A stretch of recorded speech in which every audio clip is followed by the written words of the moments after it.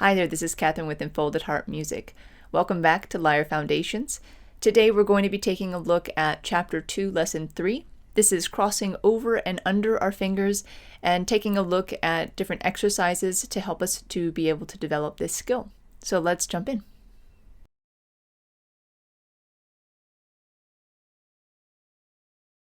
Alright, so we're on page 25 of the course booklet, and as you can see on pages 25, 26, and 27, there's lots of different photos to show you what we're going to be taking a look at.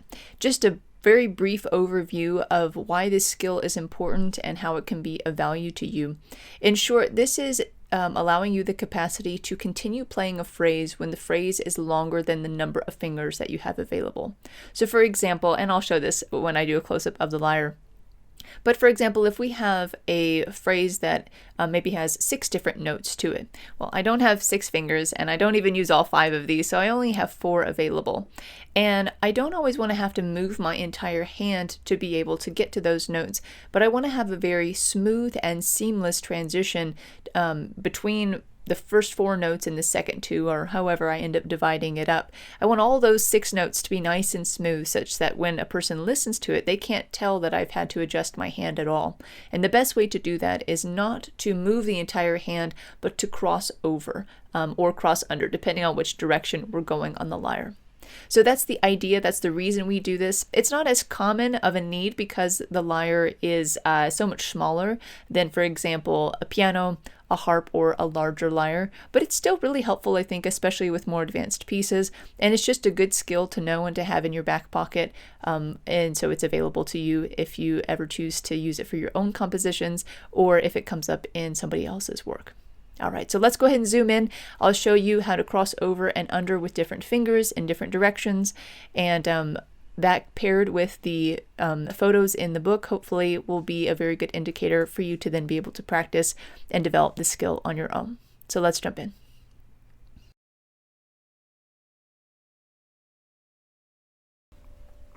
Okay, so I first want to go ahead and illustrate what I was trying to articulate a moment ago. So for example, again, if we have a phrase that is more than 4 notes, we want it to be nice and smooth. So rather than, for example, if I'm going to go from this G down to this A, just as an example, and the phrase has me play each one of those notes, G, F, E, D, C, B, and A. I clearly don't have enough fingers to be able to do that while actually keeping my hand on the lyre, because we really want to keep all the fingers in the phrase on the lyre at the same time, rather than using, for example, maybe our 2 finger to play each note separately. That's not a very productive way to actually play something. Rather, we would want to have our 1, 2, and 3, just like we talked about in the placement exercises before.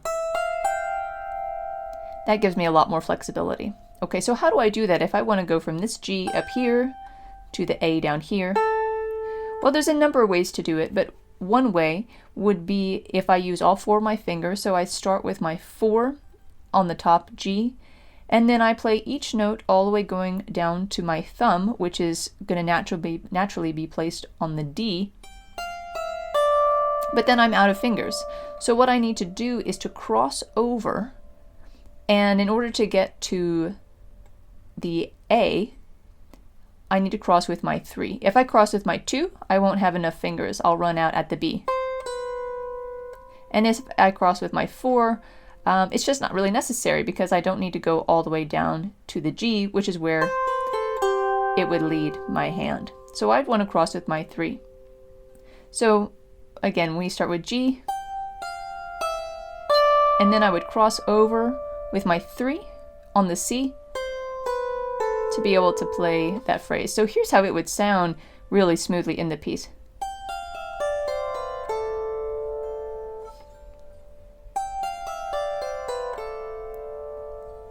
Now, if you were to close your eyes and just listen to that, you wouldn't be able to tell at all that, oh, excuse me, my stomach, hopefully you can't hear that. You might be able to hear my stomach, it's almost lunchtime.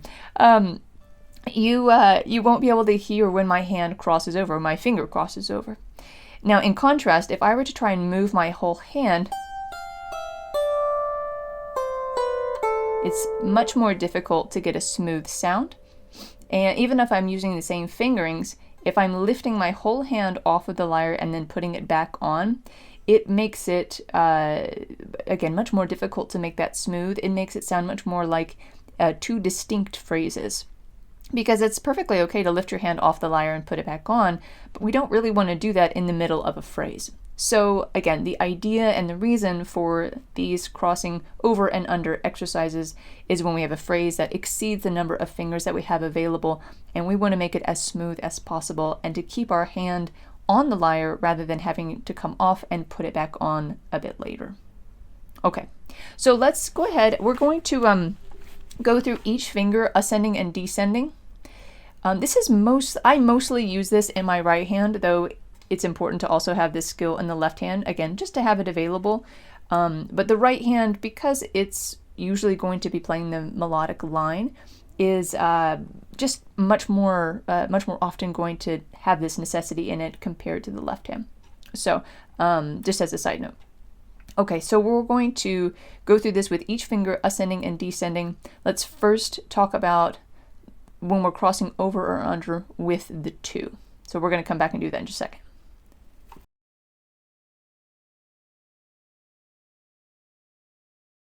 Okay, so there's 2 things to kind of look at here. On page 25, you have the photos of me crossing over and under with my 2. Now the 2 is a little bit different than crossing over or under with the 3 and 4, which we'll get to in a moment. But that's the first thing I want you to look at is these images on page 25. Alongside that is the actual little practice exercise, which is really quite short because you don't really need to practice it in a lot of different places on the lyre. But that exercise, is on page 27. So exercise 1, it says practice for crossing with the 2.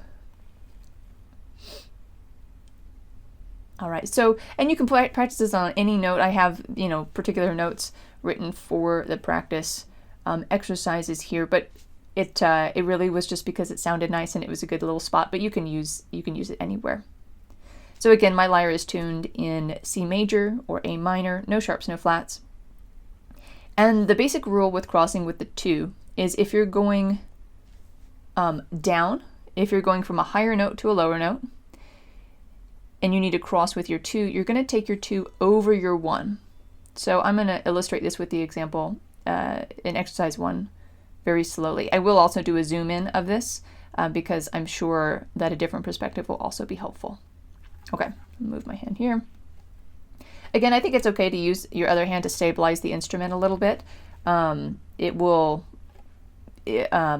Usually you're not going to be playing with one hand, so you'll have the other instrument, the other hand, on the instrument as you're playing, and so it's going to be more stable than if you were to only have one hand on there. So for that reason, I think it's okay to go ahead and hold it. So we have basically go from a D down to an A. And so we'll go 2, 1, 2, 1.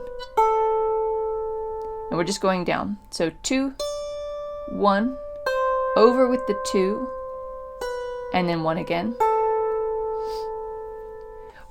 One of, if not the primary important point of this is that you want to, as you're crossing over, have a finger still on the lyre. So what I mean by that is I play my 2, I play my 1, but before I play my 1, I want to already have my 2 crossed over and on that B.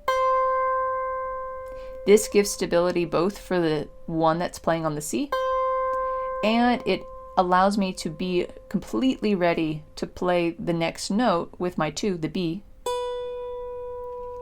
and then the A with my 1. If I don't do that, my whole hand ends up coming off because I have no other fingers set on the lyre. So again, we play 2, and before we play 1, go ahead and place that 2 over the 1, play the 1, 2, 1. That rule is the same for every crossing over or under. Again, it really is what distinguishes it from simply taking your whole hand off the lyre and putting it back on. Okay, so going down, what I typically do is take my 2 and go over the 1, Going under the 1 is very awkward, I find, and doesn't lead to good tone and just doesn't work very well. Your hand's kind of trying to go in 2 different directions, and I don't think it's a very efficient way to do that. Okay, now going up with the 2, you're going to cross the 1 under the 2. So basically going up or down the 2 is above the 1. Now I think this is probably a little bit more flexible. Again, ascending, I think that's a little bit more flexible.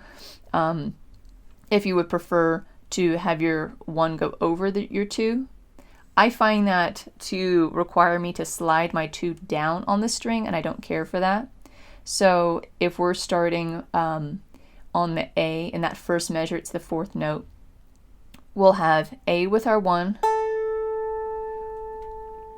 B with our 2, C with our 1, and D with our 2. And again, that same rule applies where when I am about to cross that 1 under the 2, I want to have that set before I play the 2 on the B. I'll show that again.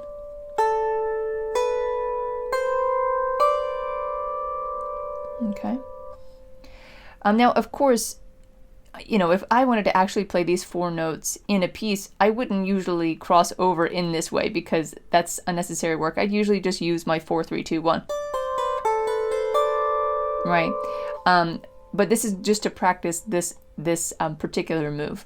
You could do this in other contexts, but the point is that this exercise sort of features crossing with the 2 over or under the 2. So that's why it's in this way. So don't take this exercise as an example in real life of how you would probably use this. Again, it's just a focus on this particular skill. Okay, so I would do that a couple times going up and down. I would do them as distinct exercises.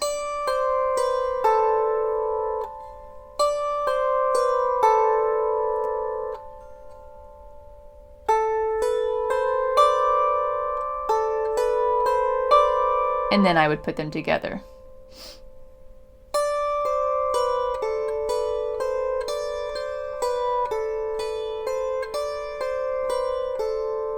And really do it over and over and over again. Once again, speed is not our aim whatsoever. You will increase naturally in your speed as you go, but that's not our focus at all. It's, again, having a smoothness in that transition, a consistency in the tone in which we pull the string, and comfort in being able to do this.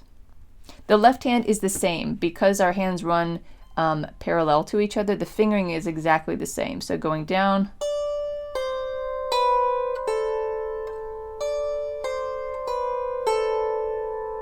going up,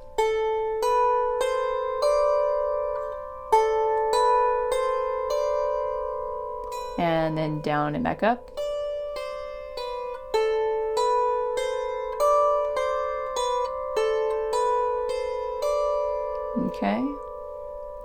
Okay, so that's the 2. We're going to come back in a moment and talk about crossing with the 3.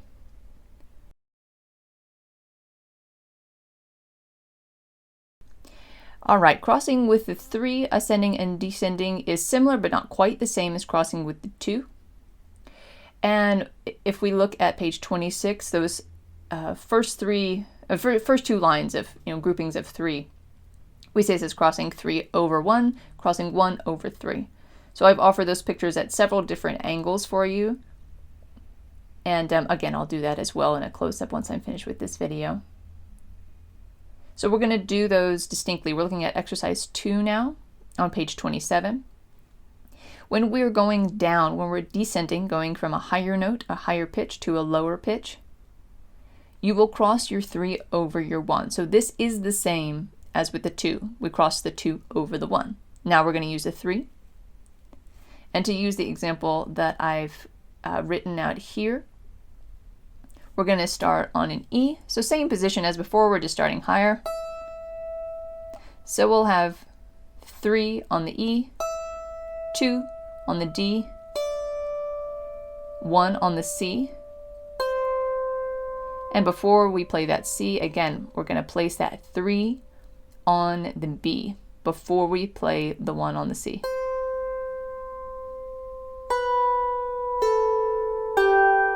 So the fingering is 3 3 2 1 3 2 1.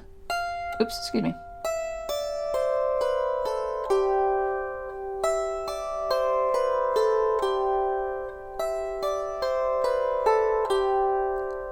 I will say that crossing with the 3 is probably personally the most common finger that I cross with. I usually don't need to cross with a 4, and it's usually unproductive to cross with a 2. This is by no means always. I certainly cross with the 2 a lot as well, and the 4 as at other times. But the 3 tends to do the job. So just as a side note, this one, if I had to pick one that was most important, it's probably the one that's most important. Okay, so that's going down. Now going up, this is different with crossing with the 2. Going up, you're going to cross the 1 over the 3. Before we had the 1 under the 2, now it's going to go over. Okay? So we're going to start in the same spot that we ended in, where we have a G with the 1.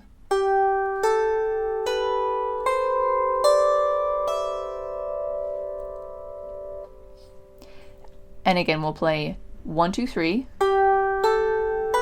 But before we play that 3, we want to have the 1 already placed on the C.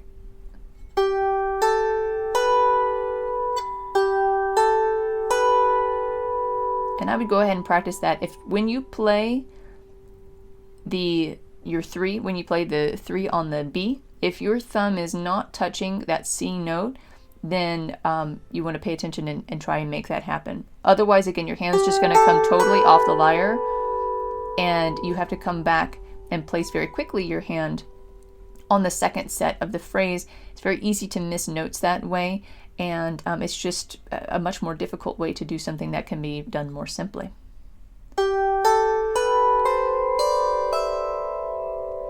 Two things as you're practicing this. One is that when we're crossing with the 3 and the 4 going up, you're going to kind of have to, I don't know, I sort of think of myself as launching my thumb forward. I sort of push with my 3 to move my hand up the lyre a bit more. And as I pull with the 3, that last note before playing with the 1, I do sort of, again, think of sort of launching my hand forward, almost like I'm snapping. Almost, not quite. But there is a kind of launching my hand forward. This allows my hand not to get caught up in this transition, in this crossover, because if it does, then I'm going to hit a string, I'm going to buzz a string, I'm going to play something I don't really mean to play. So kind of getting out of the way is really important, and the way to do that is to launch your hand above the note that your 3 is playing. And that just takes some practice. So again, I would do that very slowly, and almost have them as two distinct phrases at first, paying attention to see if your thumb is placed before you play the 3, and then try and smooth it out.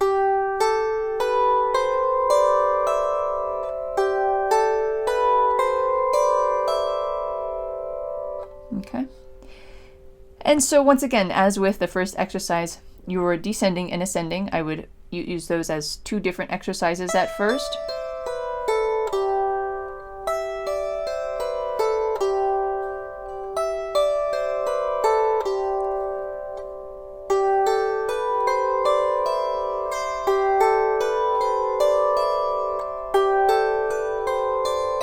And then put them together.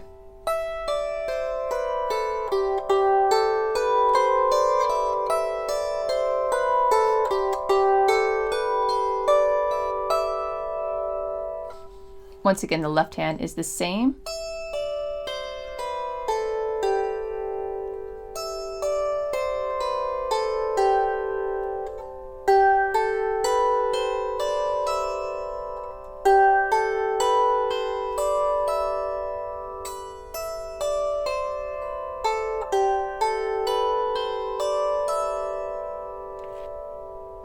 Okay, so that's the 3. Next, we're going to move to crossing with the 4.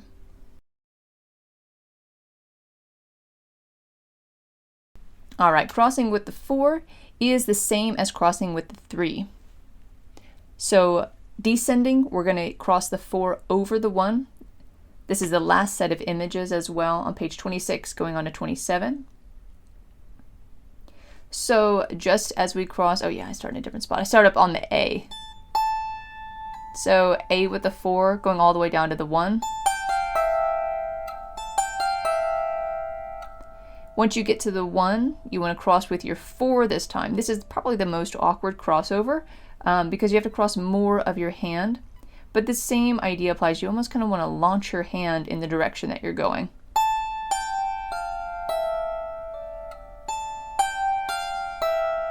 Make sure when you play that 1, your 4 is already sitting on the D.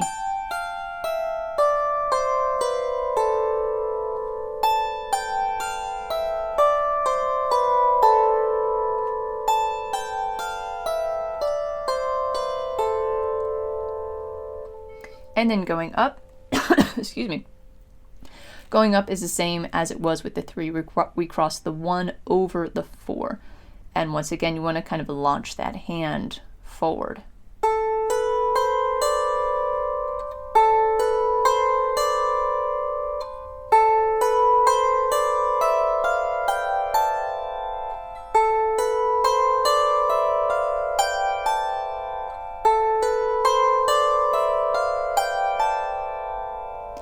Probably the most difficult part of crossing with the 4, in addition to just kind of getting your fingers tangled up against one another, is when you play that 4, it's usually one of our weakest fingers.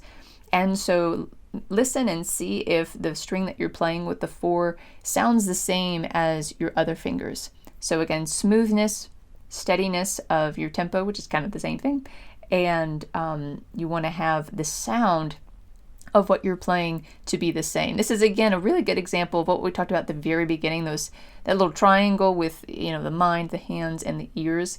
This is a really easy time to forget to listen to what you're playing and to be so focused on the hand or the physical side of it that you are not listening very attentively to what you're actually playing. Of course, you're going to need to focus first on the dexterity and the physical side of things, your fingers and coordination of it. But once you get that, then kind of do an ear check and listen and see, even close your eyes and see if you can hear the difference when you're crossing over or under. And if you can, then slow it down and try and smooth it out. Okay, so going down.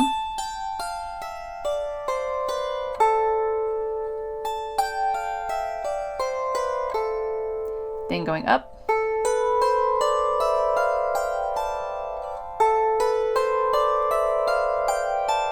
And then together.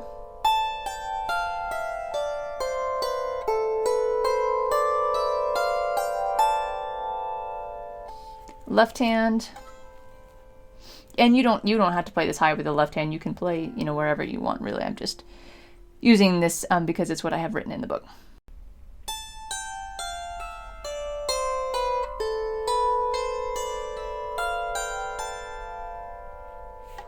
Okay. All right, let's go ahead and just do a little bit of a summary.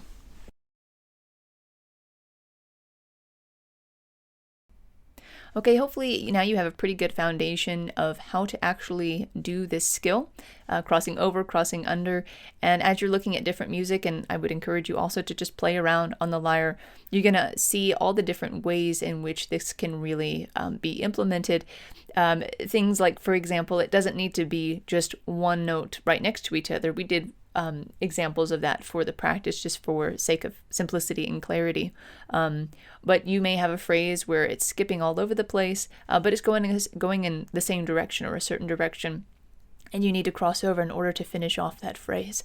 There's all sorts of different ways in which this can be used, but the intention is that this lesson will give you the skill and the capacity and the knowledge to be able to know how to do it so that you can then work on it in the context of that piece. As always, if you have any questions, feel free to reach out to me via email or in the comments below. And I wish you the best of luck. We'll be back soon with the next lesson. May God bless you, and may the peace of Christ be with you. Thank you so much.